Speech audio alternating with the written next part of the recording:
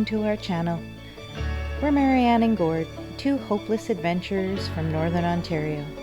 We invite you to come along with us as we renovate our 1984 Ford E350 motorhome, the Diesel Duchess, and then hit the road with no destination in mind, just following the sun and the warmer weather and exploring all the nooks and crannies along the way. Are you ready? The time is now.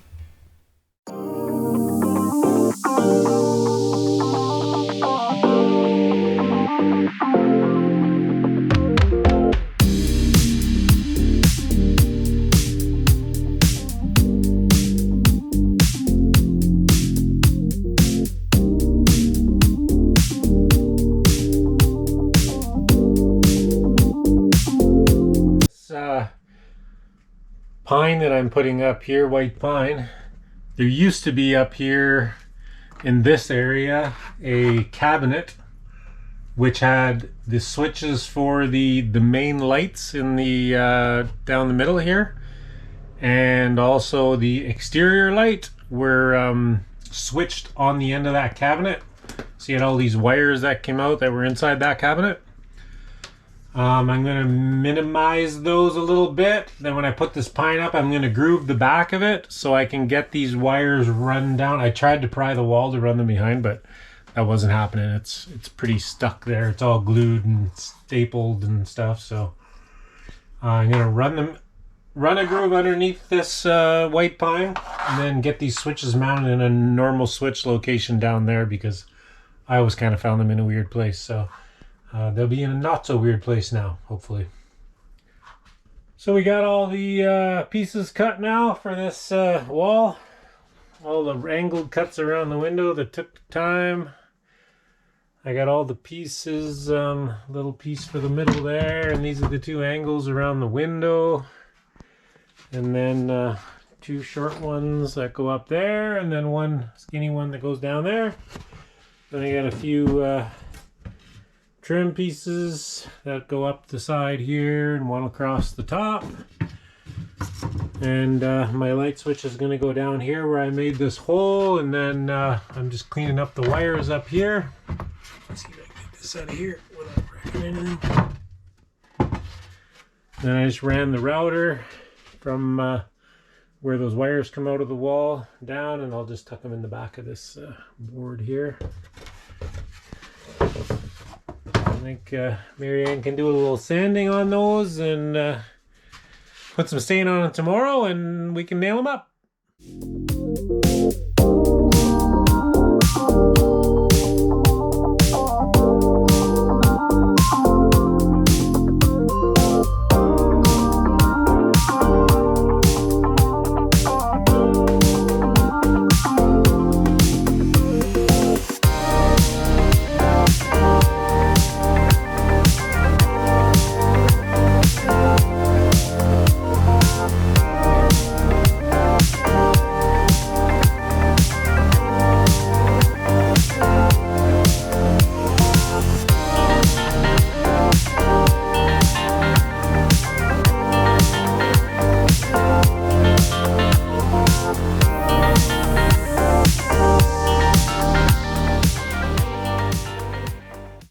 To our dinette, entranceway, living room, all in one.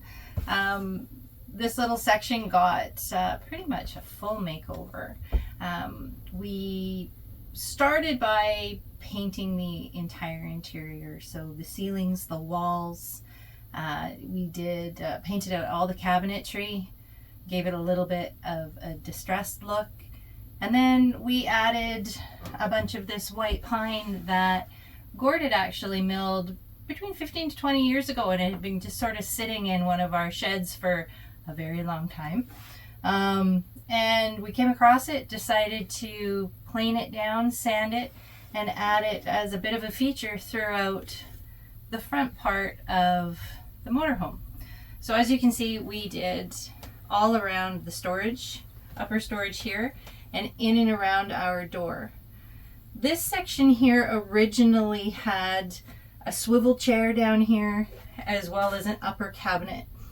And we were really in need of some extra space for shoes and just wanted to open up this space a little bit, you know, for us, just for our day-to-day, and also be able to swivel this chair around and use it as additional seating in the area.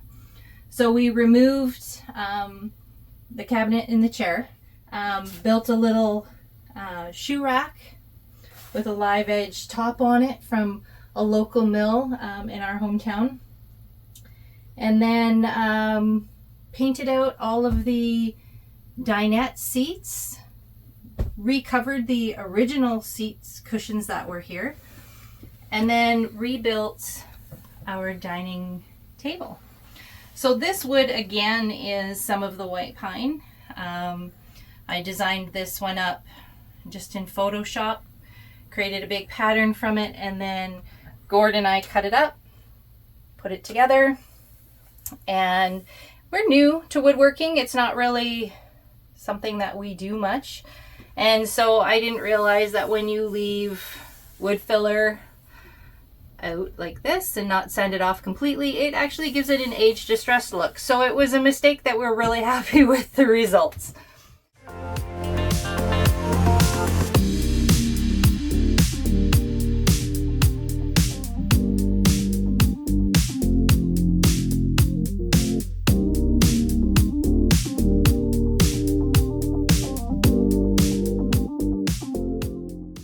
So I didn't get a video of the construction of the countertop here, but I'll do a little video now. I haven't put the stove back in, but this was made out of the same white pine as we put around the front, the stuff that I milled years ago. And you did see Marianne sanding it and getting it ready for stain, but she's got it all stained now. She put epoxy in some of these holes that the ants made in the wood, so those are filled with epoxy with even some nice little sparkles in them.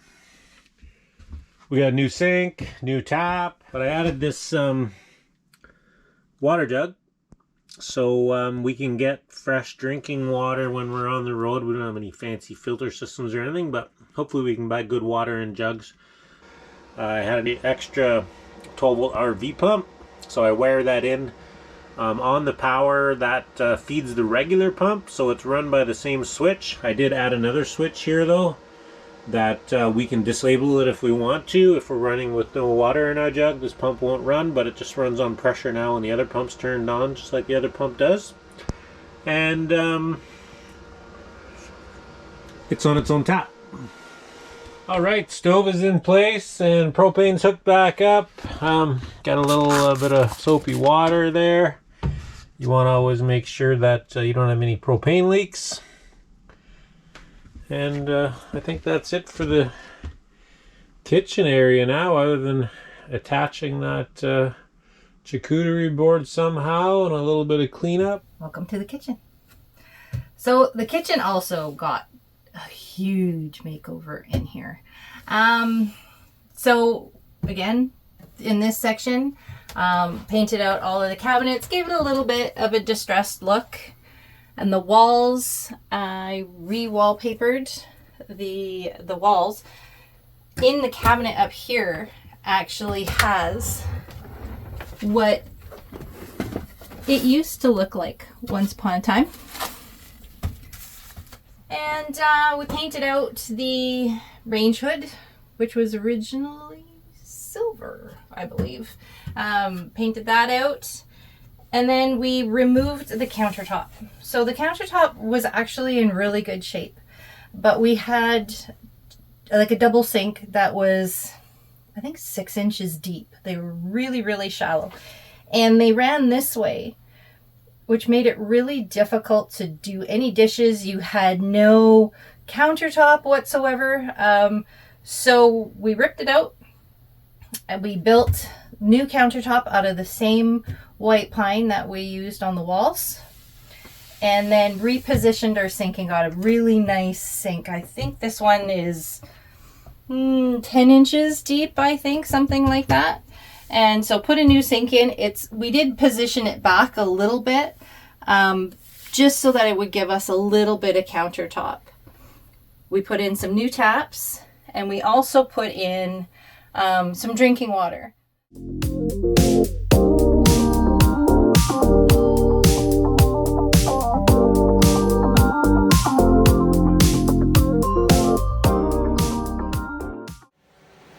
the new toilet installed. Had to hack a few pieces out of the back there because of this little bump out in the wall that the plumbing is in.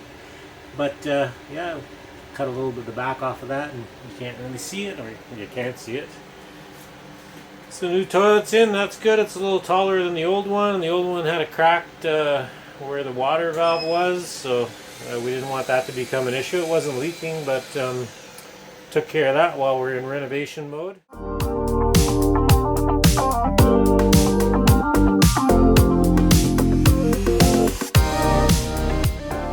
Hey everyone, so I thought I'd come on here and bring you up to speed on this little project here that I'm working on. So this is our bathroom door, and I've decided that I'm going to do a wood mosaic on this door. So today I cut out, I think, roughly around 90 to 94 pieces of wood. Those are the pictures and video that Gord took of me earlier, cutting and sanding and whatnot. So now I get to put the puzzle piece together. So how I started with this is I went into Photoshop and designed up my pattern. Everything is cut on a 45, so it's pretty simple, really, once you figure out your angles and your size and whatnot. So I did that. I only did half of the door because basically the top half is just going to be this in reverse.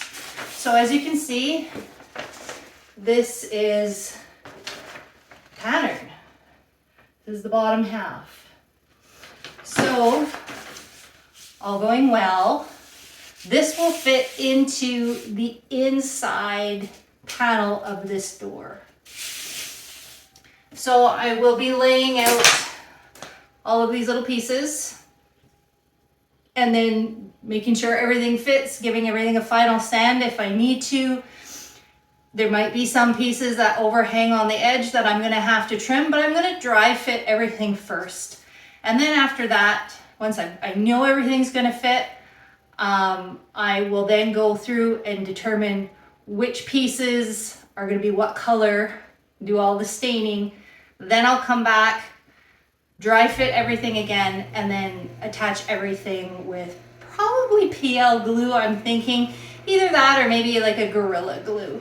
So all these pieces, if everything is good, should fit. So I'm going to lay this out, do a little bit of dry fitting, and then I'll come back and I'll show you how it works.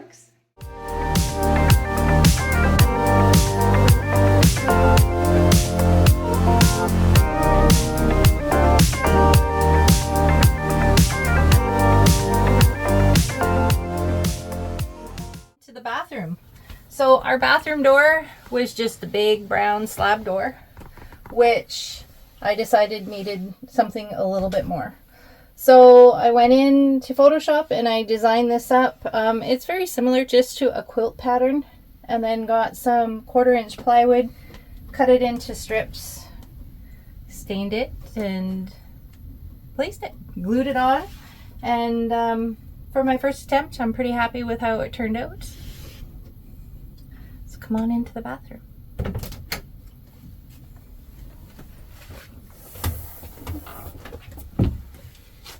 So in here, we do have a tub and a shower.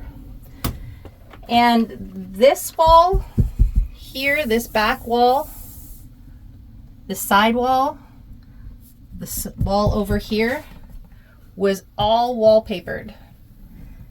And this is what it looked like.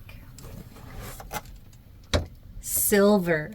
The tub and shower area, I recovered everything with Rust-Oleum tub and tile. It's a refinishing product for your tubs and tiles, and it worked really, really well. It's super stinky. It's really thin, so it takes a bit of finessing, but it did the trick. And then the other walls, I went through and I used the same wallpaper on them and painted the rest of the walls white. We kept the original countertop, but gave the sink a new look, replaced the faucets both in the shower and here. painted the cabinetry, and then put in a new toilet with a foot flush. Friday night, and well, it's Saturday now. Or Saturday morning, 1 or 2 in the morning, and The time is now. It's now. and you didn't make her to Vegas. Well, just like that GS, that deal up on Vancouver Island on that bike, all them parts. Can't always get what you want. And it's not over. We're still going.